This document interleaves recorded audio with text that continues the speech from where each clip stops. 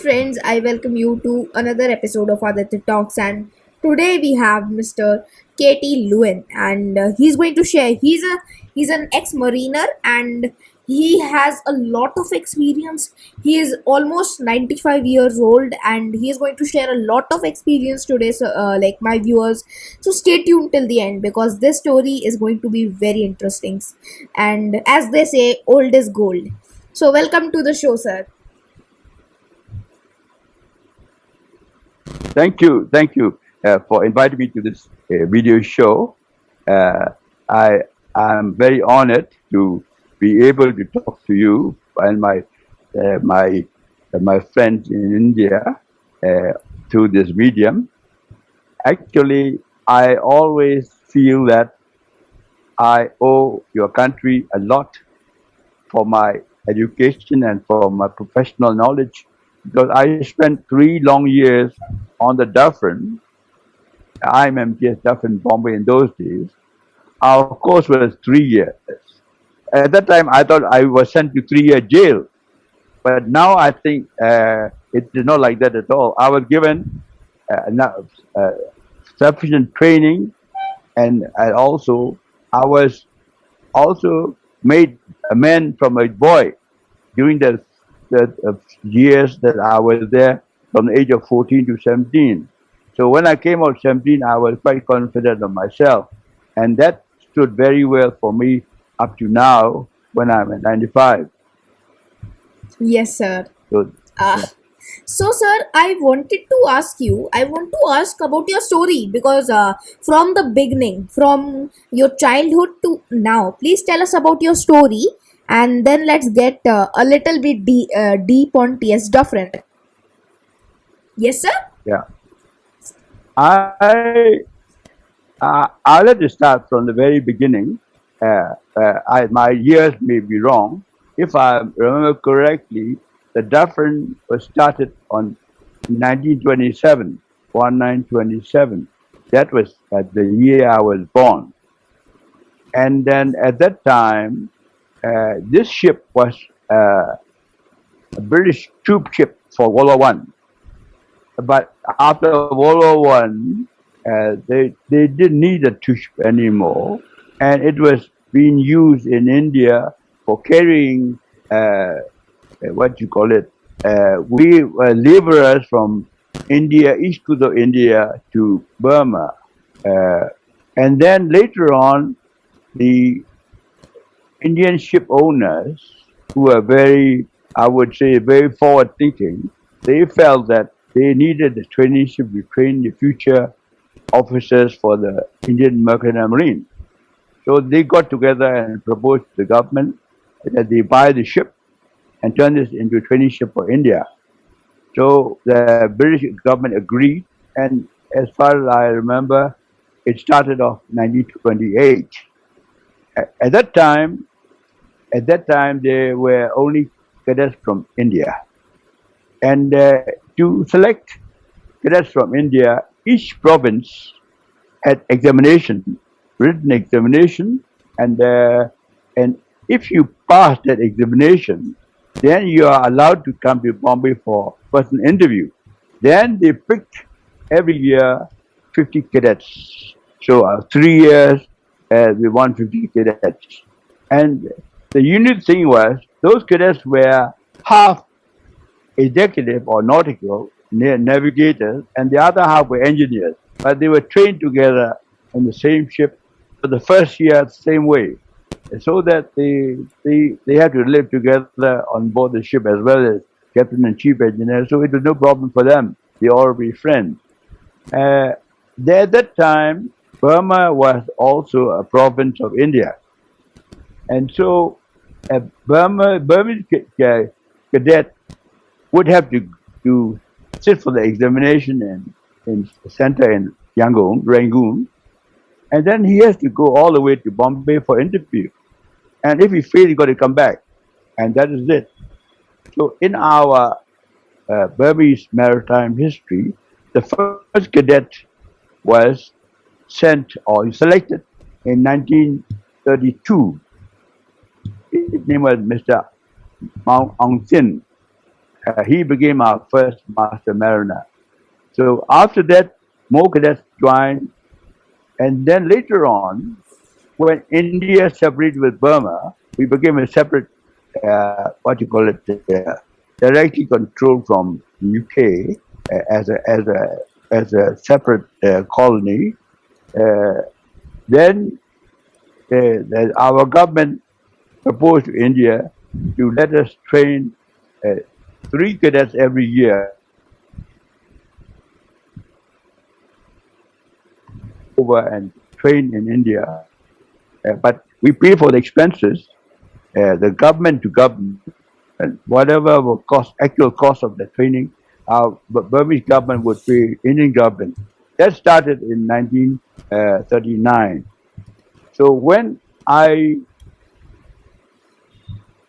came to join in 1941, there were already some few other Burmese cadets or Eurasian cadets, we call Anglo-Burmese cadets, already been trained. I'm not one of the first. Anyway, I'm one of the few who were trained pre-war in India. In my case, so you got that far? Any question you want to ask on that one so No, far? sir. I just wanted to ask about your experience in India. How was it? And let's hear what you say. Yes, sir. Now, how old are you, son? I am about 13-year-old, sir. Sir. Okay. Now, uh, are you in matriculation or already in university or what? No, Where are you sir. studying? What class? I am in ninth high Ninth. school. Okay. Right. Understand. So your matriculation is 11th or 10th in India. Yes, What is your matriculation class? Ninth, 10th. When will 10th. you sit for matriculation? 10th. Okay. During my time in our school, the matriculation is 11th standard. 1-1. Okay. DUFFERIN minimum age is 13 years and 8 months. Maximum 16 years. Okay. So during that, the Indian cadets that joined were either older than 13 years, 8 months or younger than 16 years. Okay. At that time, I was in the pre-matriculation class in Burma. I was 13 years, 6 months. You know, and I never been away from home. I never seen the sea. I never loved the sea or anything like that. I have no idea about the sea. But my elder brother came to me and said, "Hey, you are going to sit for the matriculation this year. So when you pass, what you going to do?" So I said, "Oh, then I'll go to college or university." "No, you can't do that." He said, "You're below age. Rangoon University only admits people over 16. So you're going to waste 2 years doing nothing. So why don't you go on this ship in Bombay? Some of our schoolboys have been there. They come back. They look nice and smart in new uniform and all." He was very happy to suggest to me, not knowing anything at all. I agreed, and then that's how I went. So when we went to join the ship, I had to sit for the examination in Burma. So at that time, well, many boys from Burma sat, and I stood second. So we were sending 3 navigating cadets and 1 engineering cadet. I wanted to be engineer. I only wanted to be engineer. So I chose to be engineer. But then I have a close friend of mine. He His father is a civil engineer, a senior civil engineer in Burma. So he came to me and said to me, now, by the way, my name at that time was Kyaw Thein, no LWIN. LWIN came later on from my father. But when I joined the DUFFERIN, I was Kyaw Thein. But they're terrible. You people couldn't pronounce it.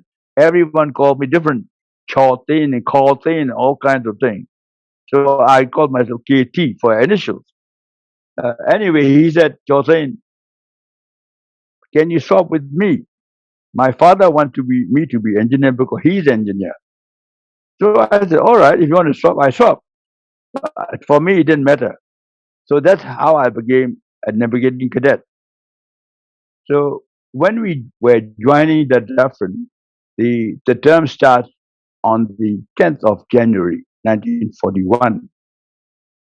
But we had to leave from Burma by ship to Calcutta, 4 days by ship, and then take the train all the way to Bombay across the Deccan. And that took another 2 days. And we joined actually 1 day before the others.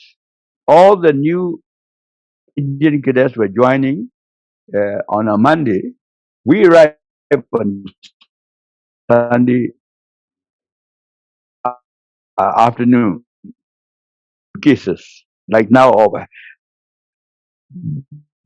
backpacks and all that. All your tin trunks, heavy tin trunks. These are things you have to really carry them. And then we help each other with 9 of us from Burma. We got to the jetty at Matagon Pier. That's near Baikala Station, by the way. And so we got in the launch, and then from the launch, we arrived on the ship at the very steep gangway, or ladder is called the gangway. So we went up with the trunks, one trunk after another. We helped ourselves. Then there was the officer, third officer, was on duty. He welcomed us. And when we just got all our luggage on board, and he said, all right, line up. So we know, line up, we line up. Then he said, up aloft. So we didn't know what was up aloft. Then the senior, they were seniors. Hey, up aloft means you got to climb up the mast. Follow me. So we looked. The mast is, I think, about 150 feet, and you climb up through the rigging, the wire rigging, and it's very scary. But he said up aloft, just like that. So we just had to follow, but we went step by step, step by step. But was coming down. You never look down when you're coming down. That we didn't know. But our seniors said, no, don't look down. Just go after one rung after another and come down slowly. Don't think of the height. Anyway, we survived. And then it's all right. You get your bunk numbers and locker numbers and all that. And so we were on board 1 day early. So when the new cadets arrived next day, we already knew about the ship. So that's how my experience when I first joined. Any questions there? There were 2 English companies. The British India Steam Navigation is part of P&O Group. That they think they're the best company. Then Inchering Steam. These are 2 companies owned by the Anglo-Indian or Anglo-Burmese. Go there. But then there's the up-and-coming company called the Scindia and Mughal Line. There were only 2 other companies. The SCI or Scindia, the Shipping Corporation of India, had not come in yet. So Scindia was the next company. So I wanted to go to join Asia Steam. Then another friend of mine from Burma, who is Eurasian, Anglo-Burmese, she said, I don't want to go to Scindia, so why don't you swap in me? So I helped him. I said, I don't mind Scindia. Scindia is okay. So I swapped with him. So I selected Scindia. And in those days, not like now, when you join the ship as a cadet, you must sign indentures of a bond. The bond, you pay 500 rupees. Yeah?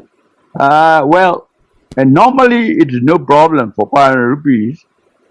My parents would have sent it from Burma. But because of the war had broken out in Burma 1 month earlier, and so I was out of touch with my family often. Then suggested that he tells the governor of Burma, who have moved to Simla. The governor actually ran away from Burma because the Japanese occupied the country. So he joined the governor general in India, in Simla, have started his own office. Well, he was told by the company uh, uh, about this cadet who has who doesn't have 500 rupees. So what can you do? He said, yes, no problem. He is our Burmese cadet. We guarantee his indenture. So the governor office wrote back. So, the Babus in India, they don't want to see the letter. They want to see check, real hard cash. They don't believe in all the guarantee letters. So they said, no, you please send us check, bank check, 500 rupees. So governor said, no, we are government. We don't send check. Our letter is good enough. And so the India said, no, you may be government, but you're a defunct government. You have no country. So we don't believe you. So that's the way it went on for 2 months. Meantime, I was stuck on the ship. Finished my training. My contemporaries were already joining ship, but I was still stuck there, but not knowing what happened. And then finally, the governor sent his military advisor to come and inspect the cadets on the ship, Burmese cadets. He met me and he asked me about myself. I said, well, I'm ready to join the ship, but I have this problem. So when he went back, before he went back, he asked the captain about me. So the captain said, oh, this young fellow is all right. He did very well. He stood third and so on. He got extra first class certificate and so on. And he very promising.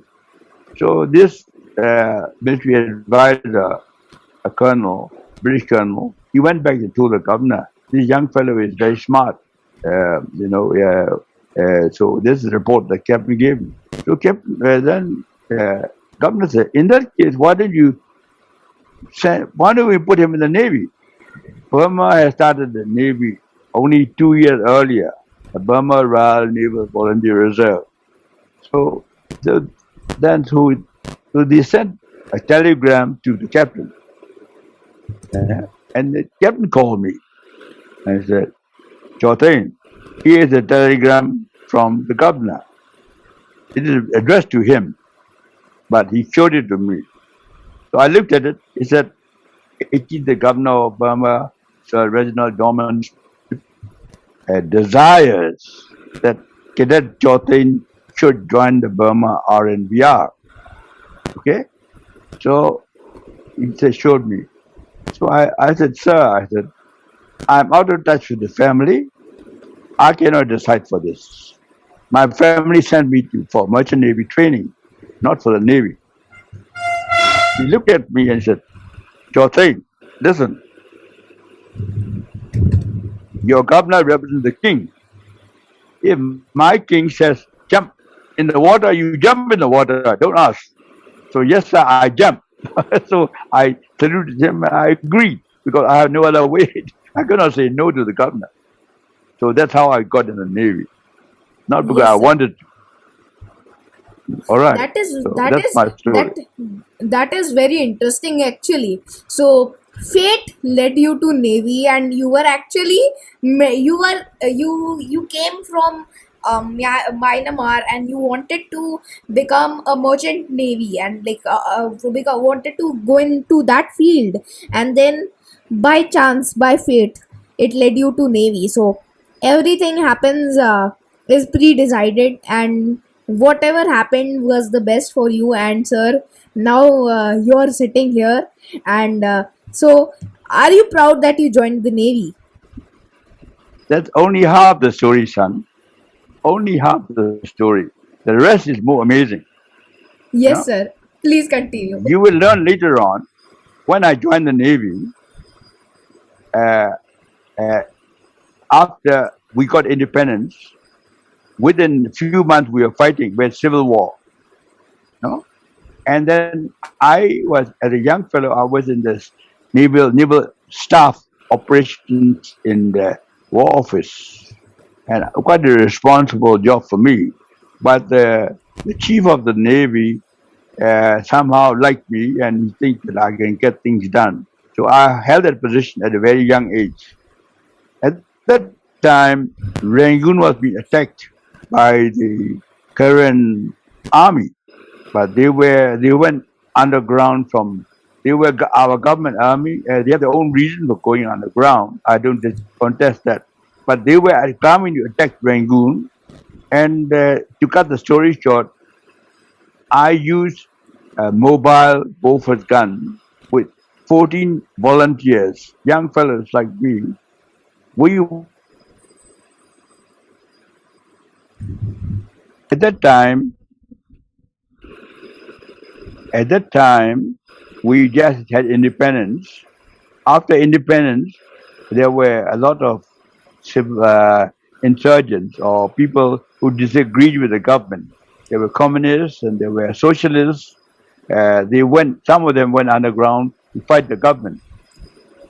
Then there was the Koreans were one of the militant Burmese race. You know, they are being trained by the British during the war. They are more like the your Indian Punjabi troops. You know, during Commandos. wartime. Yeah, yeah. No, they are mostly soldiers or like Yes. Gurkhas. They are militant, but they are very, very, very tough people, very professional and very honest and very brave. Anyway, they decided to rush into Rangoon from there, where they were stationed, about 200 miles from Rangoon, because they thought their families were living in a suburb outside Rangoon were going to be surrounded by, or maybe attacked by the Burmese. So they're afraid that their families might be danger for them. So they switch side overnight, and they rushed down with 200 vehicles, including tank and gun carrier and so on, motorized. We don't have a big enough troop in Burma to go and fight them, and they would have come straight in. But so at the war office at that time, we were wondering what we could do. So we brought in some troops we had from the Delta through the canal, only about 200 men, and they were asked to go and fight these 1,000 people. And Right. the major who was in charge said he's not refusing, but he said he doesn't have any big armament. He only has Bren carrier and so on, Bren gun and so on, rifles and Bren gun. So, so we said, all right, what shall we do? Then there was a 6-pounder gun, artillery gun, which had actually been trained by, at least used by the University Student Corps volunteer. They have been trained to shoot that gun, but they never been in operation in fighting. They know how to shoot the gun. So the one gun we had. So then we still not enough. So I volunteered to use our Navy. We had a training gun, a Bofors anti-aircraft training gun mounted on wheels. We used for training. It's a British old gun that they left when they left the country. So I went with them, and I picked. I didn't have to pick. There were 14 boys from age of 25 to 17. They came with me. We went overnight, but normally we stood no chance to go and stand up and fight them because we are a very small force. But Yes. they did not know we are coming.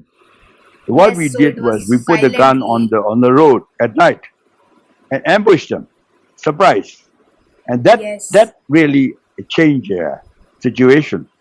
And then there were Uh, I've written a book on this one. You got to read the book to get the detail. Anyway, you cut the story short. The guns saved Rangoon. Now my question is, my at least what I feel is, why did this happen? Because I was there. But then why was I there? I was there because I joined the Navy. But I did not want to join the Navy. Why did I join the Navy? Because I didn't have 500 rupees. So the 500 rupees saved Burma. So you get the Yes, idea sir. now? Yeah. Yes, All sir. right. What a Yeah. crazy coincidence! And Yeah. it is very interesting.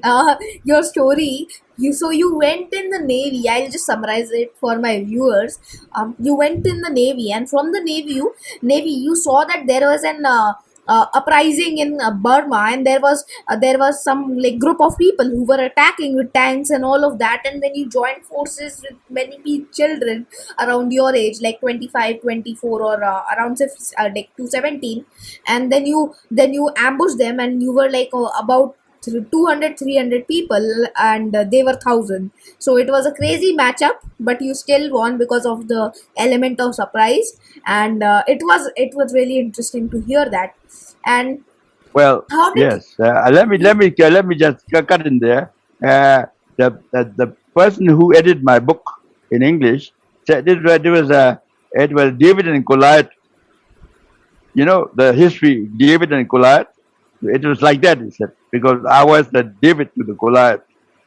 So that was the example he gave. yes, Okay. yes, and so ultimately, your winning that thing was ultimately dependent on having 500 rupees or not. So that is very interesting. Thank you, sir, for sharing that story, and I was inspired a lot today. Your experience is so large. So we will have 3 interviews, and it is going to be a really. I'm going to have a really great time with you, sir. So thank you for that. Now let's dive a little deep into the about your time in Dufferin. You basically briefly told us about that. And Let's dive like a bit deep. So, sir, yeah, okay, what do you want me to tell you just now? I didn't get you. yes, What sir. was your last question? What was your last question? I want you to dive a little deep, and I will ask you some questions about your time Yes. in TS Dufferins. I have some questions which I curated after hearing a story. So please, sir, please tell us, please tell us about some moments which you miss from your training life. Yes, sir. Let's begin.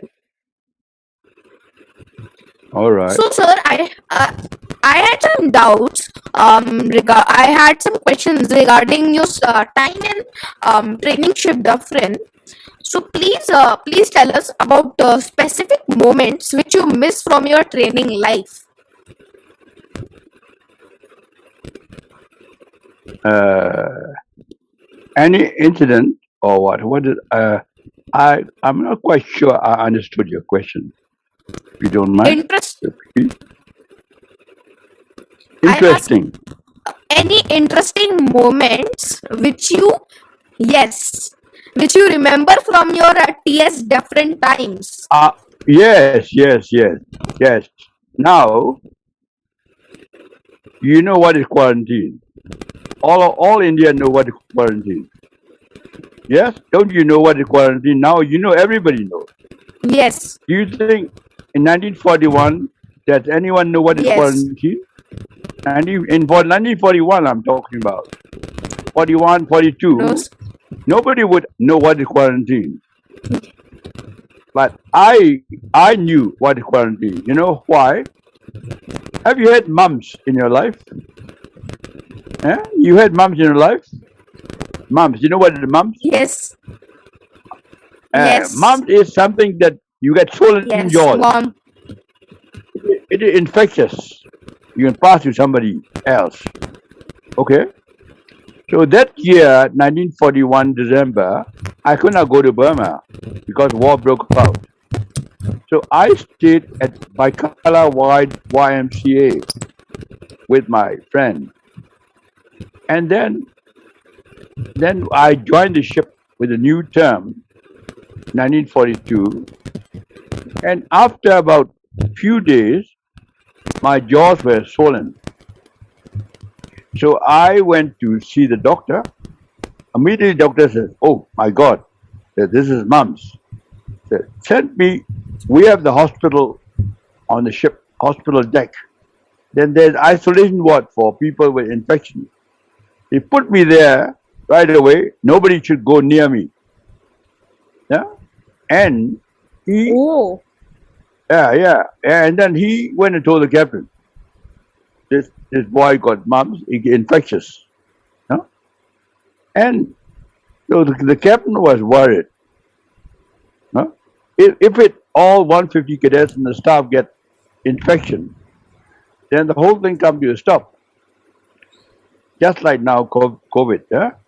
That time, so captain said, "All right, send him ashore to the infectious hospital.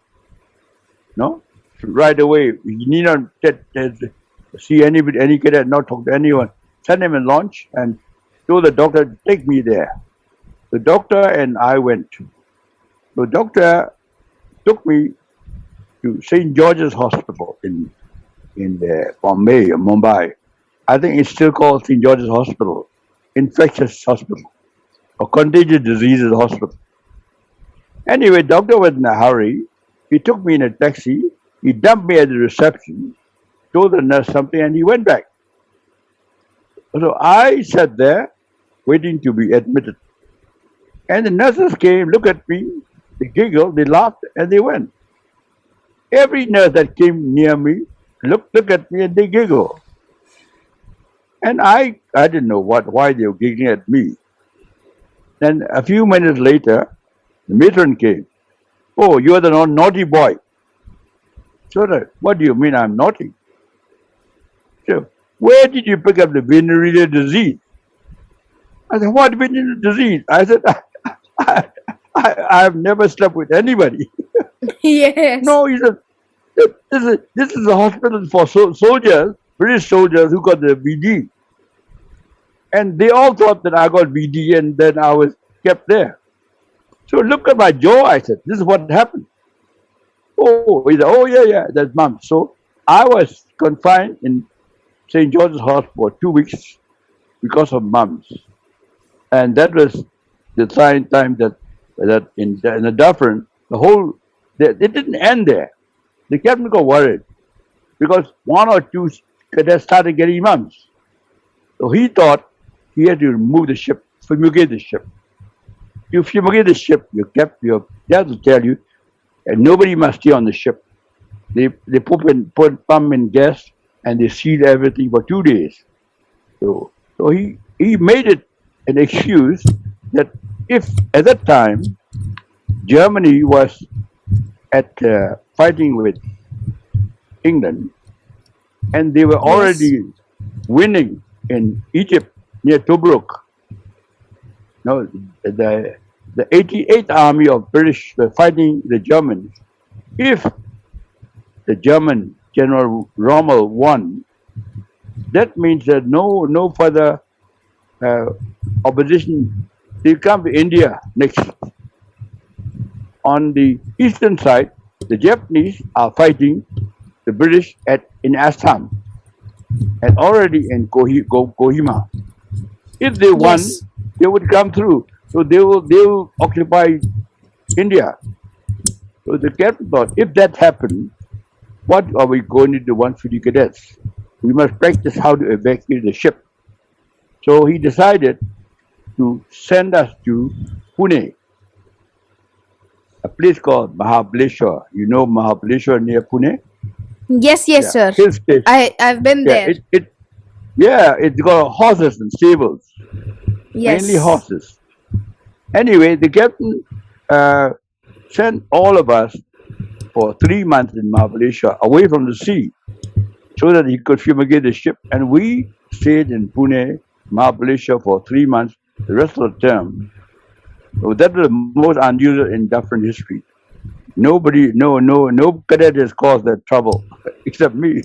I went and got mums. So that was Lol. interesting. Yeah. That was a great story actually. Yeah, Very in interesting. fact, I have written it in the Facebook. I can send it to you.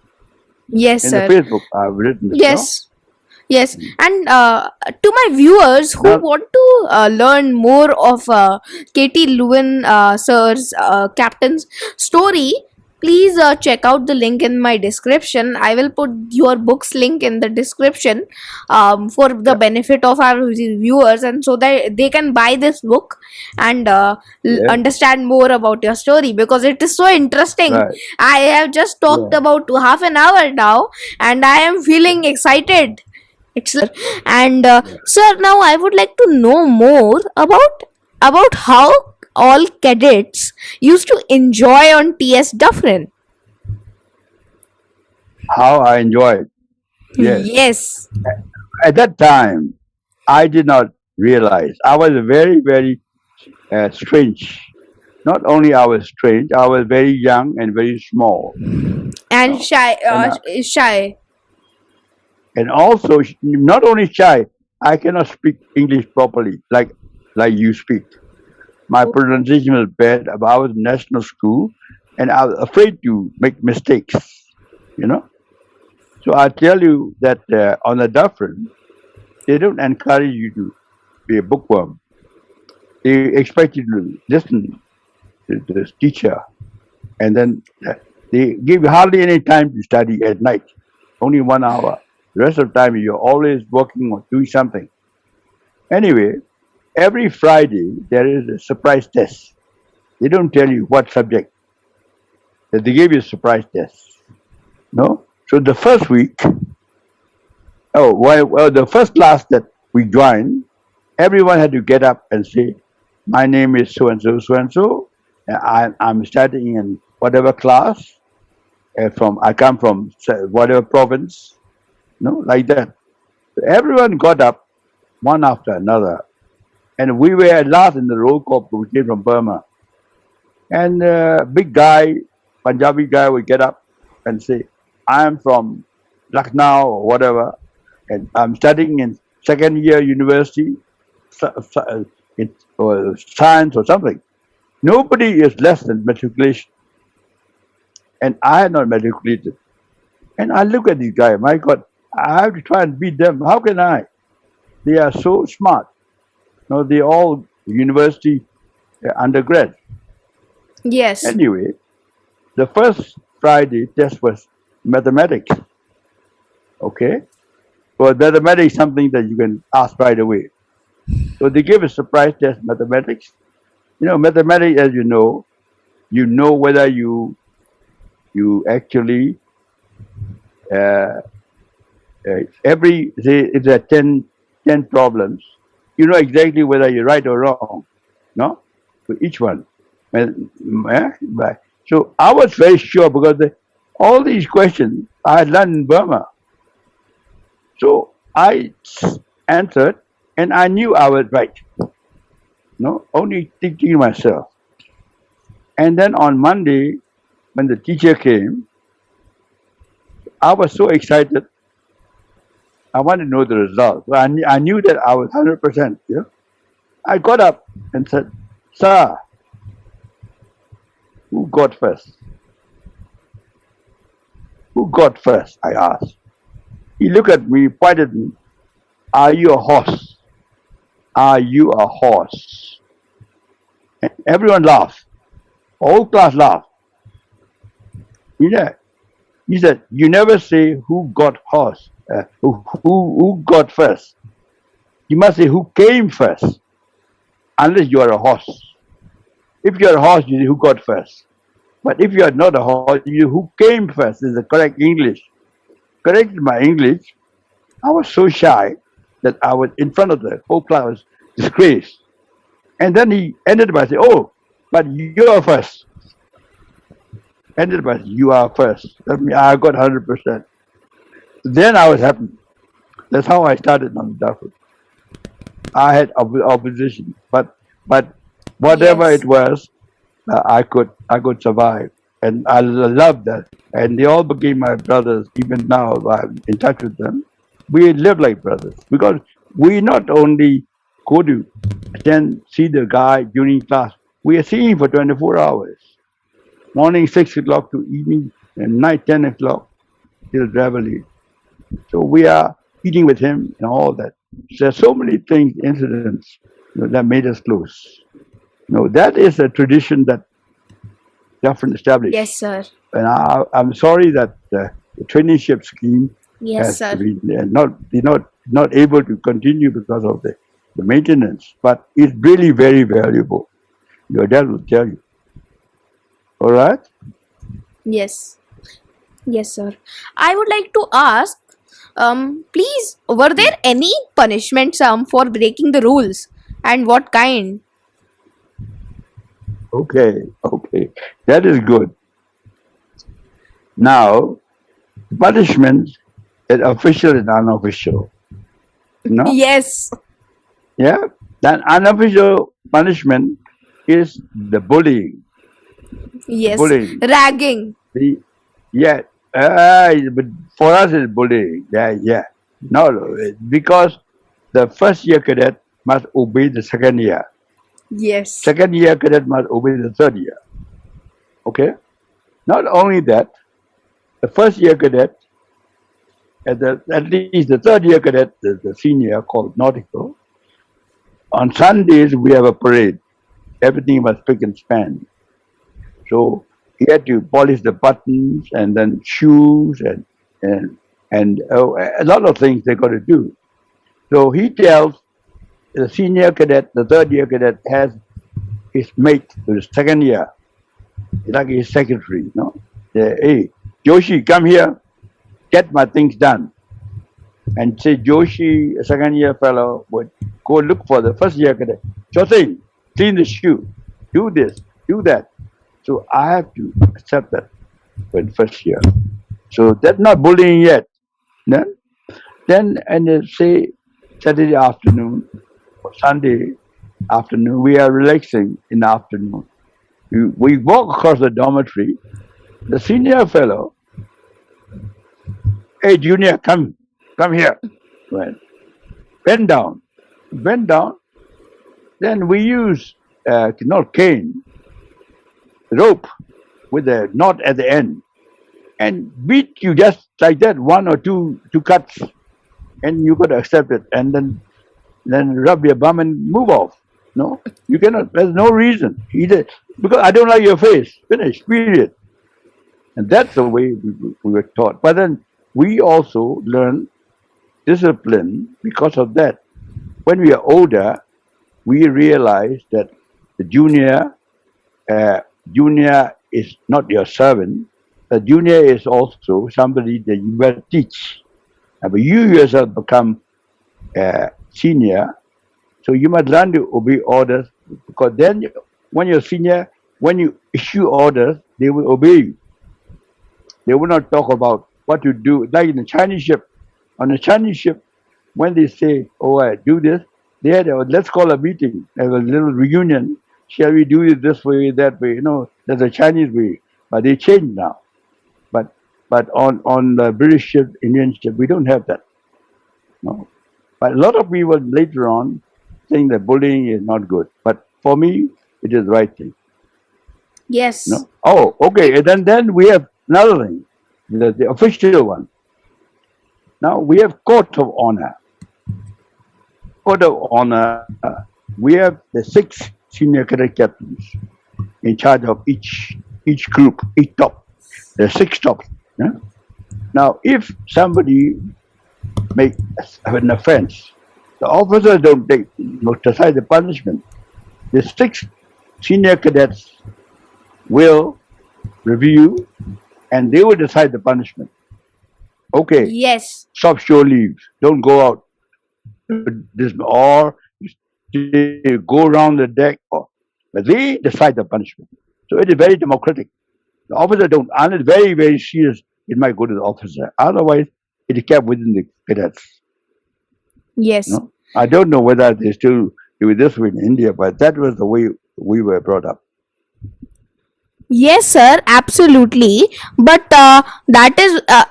I also agree with you that bullying is important because it plays an important role in life. It shapes you, and experiences shape your life. And if you have bullying, you should experience everything.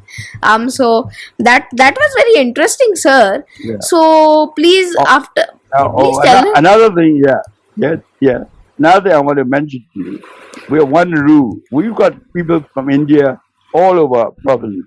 You got Punjabis, Malayalis, Bengalis, Gujaratis, Tamil, Telugu, you name it. And you have your own Yes, mother sir. tongue. No, you got so many. You're not allowed to speak on mother tongue. Nobody is allowed. You must all speak in English.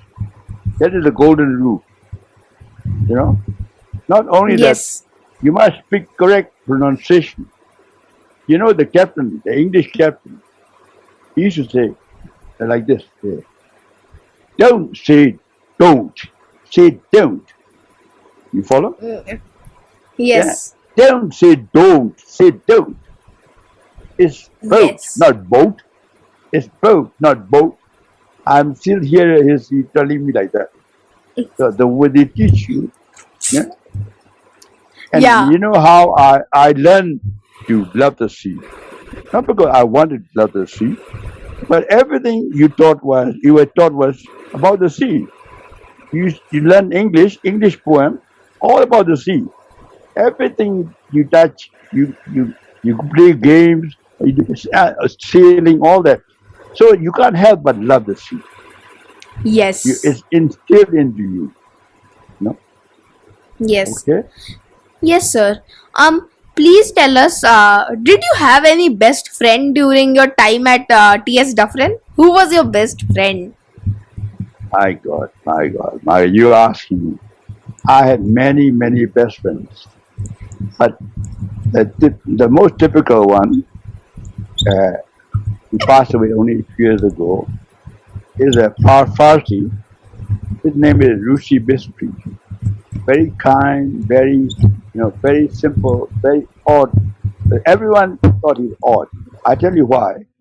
After the Dufferin, he joined the Navy for in the reserve during the war, and then after that he joined the Bengal Pilot Service, Hooghly Pilot Service, and he worked there every year till he retired. He didn't go to sea like your father. He was Hooghly pilot, senior pilot for so many years. Then he retired. When he retired, he told the commissioner, "Sir, may I continue for 1 or 2 years? I don't know if I have anything else." So he stayed for 1 or 2 years, and then after that, then they said, "Now, time, you must retire now. It's too enough. 2 years extension." No, may I continue without pay? I have nothing else to do. So he stayed another 2 years without pay until the other pilots objected. That's not good. You are not taking pay, you know. But so he had to retire finally. And he was my best friend. And then one day I said, "Rishi, you retired." I went to Calcutta to meet him. And I said, "I want to give you a treat. I want to bring you and your wife to Burma. Take you around Burma. I have some money to spare money. So let me take you around." So I took them, brought them here, and they were so happy. But this holiday that they could never. And then we kept in touch. Then I went to India, and we went to Gaya together in a train to Bodh Gaya, to Benares, all that. Oh, and that is some experience. But he's not the only friend. I have many friends. Yes, sir. No, in Yes, fact, sir. my Sir, please Burmese tell us, friend. last time. Yeah. What do you want to know? Lost the Yes, sir. audio. I wanted to ask, sir, when was the last time you have been to India? I didn't get your question. When was the last time you have been to India? Last time. When was the last time you have been to India? Now that is a story. You know, I always wanted to visit the Dufferin again. Never had a chance. And then one day, I was Marine Superintendent of Burma Thailand. We bought a tanker, a small tanker, to take delivery in Durban, South Africa. So I had to take the crew to South Africa and spend an overnight in Bombay by Air India. So, and the next noon, then I would go to Nairobi from Mumbai. So in the morning, I got up early, and then I know that 8 o'clock there is a bazaar boat from Dufferin. 8 sharp. It's been like that for many, many years. If I go to 8 o'clock, I'll can catch the bazaar boat and go on board and come back after 2 hours or so. Okay? So I got in a taxi. I went there and I went straight to Mazagon Pier. Mazagon Pier had not changed, you know, except the tin roof on top where the blown off, but then it was just like before. At about 7:45, I waited, and then the boat came with the cadets, just to take the bazaar back, you know. And the boat coxswain came up, and I said, "Excuse me, I'm an ex-cadet. I would like to take a lift." He said, "Oh, I don't know whether captain will allow." So I said, "Who is the captain?" "Captain Hazari, DG Hazari." "Oh," I said, that he was our third officer. I said, "He knows me very well. Don't worry. I'll take responsibility. You take me in." So he said, "Okay, sir, get in." So I went there. Then, as I was going up the gangway, I see this Captain Hazari with a telescope, walking along the gangway. Then, as soon as he saw me, he beamed and said, "Kyaw Thein, you're back." He came, and then he said, "Oh, wonderful of you to be able to visit us again." So he took me down to the officers' wardroom. I'd never been there, you know, as a cadet, I could never go there. But there, he made me sit down there, we had a coffee, and then he introduced me to other staff. And that was some experience that not many different cadets could come back after many years. But a few years after that, that was scrapped. The ship was scrapped. So that I will never forget. Yeah. Lost the audio again. Eh? When did you come last to India? Oh, I think that was our Doka reunion in the New Delhi. Which year? Well, you saw that just now. I had a souvenir. I forget. Yes. 80 something. Yeah, it was the 75th anniversary. So that was what Okay. year? The 75th anniversary, and I took my sister there also. Okay, so it And was in lot time back. Like Now, which year? I'll tell you, 75th anniversary, you add 27 to 75, what do you result? 2000 something. All right. Okay. Now let me tell you something. Our oldest Dufferin cadet is Saeed Shahabuddin. He's a Muslim, but he's a very kind gentleman, and he won the Voice of Gold Medal. Everyone loved him. He's still alive today, no?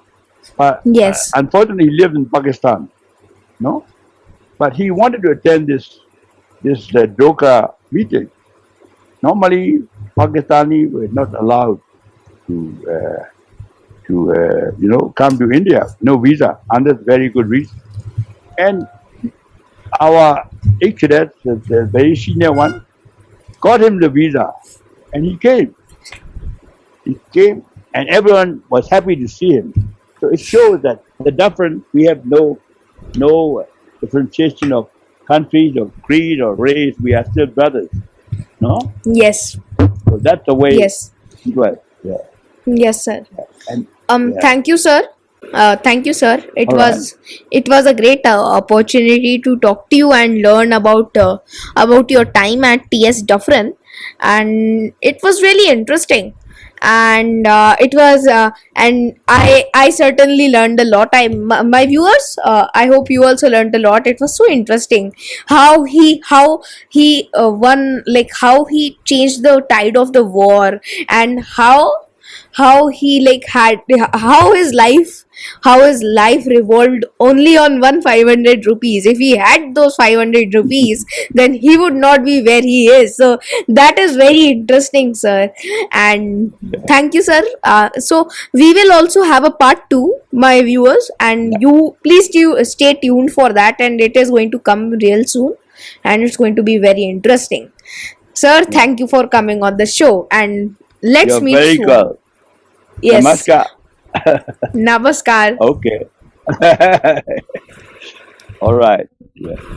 Yeah. Yes, sir. Say hi to you. And Your old man. yes,